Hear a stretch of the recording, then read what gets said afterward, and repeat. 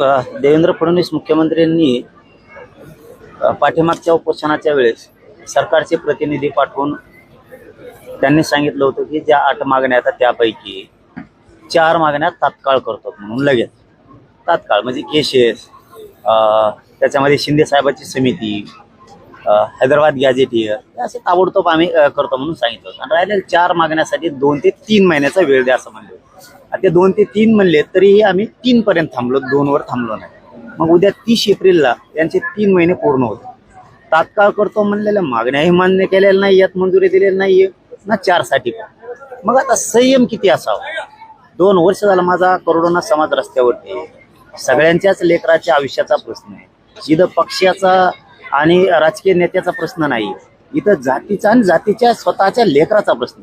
इथं भाजप, शिवसेना, राष्ट्रवादी काँग्रेस सगळ्याच आमदार खासदारांच्या लेकरांना आरक्षण लागणार आहे. ते आमदार खासदार मंत्र्यांच्या कार्यकर्त्यांना सुद्धा लागणार आहे. कार्यकर्त्यांच्या लेकरा बाळाला आरक्षण लागणार आहे. म्हणून इथं पक्ष नाहीये आता. आणि इथं नेता, आमदार, मंत्री असं नाहीये. इथं स्वतःच्या जातीच्या लेकराच्या प्रश्न आहे, आयुष्याचा, अस्तित्वाचा प्रश्न आहे. त्याच्यामुळे आता 30 तारखेला मी उद्याच्याला घोषणा करतोय.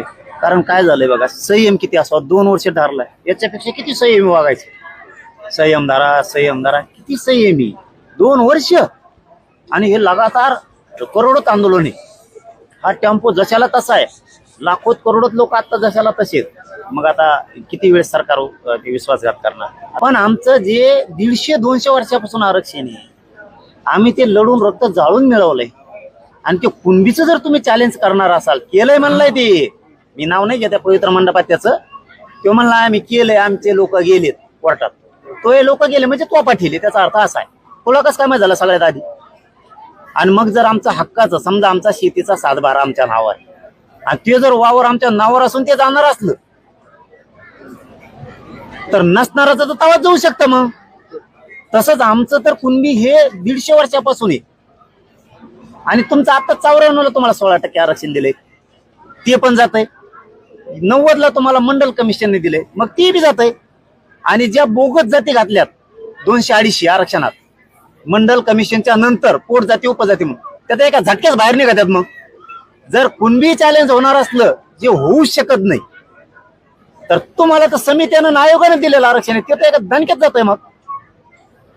मग तुम्ही आमचं घालणार असलं तर मला तुमचं घालावं लागणार आहे, आणि मी ते चॅलेंज करणार आहे.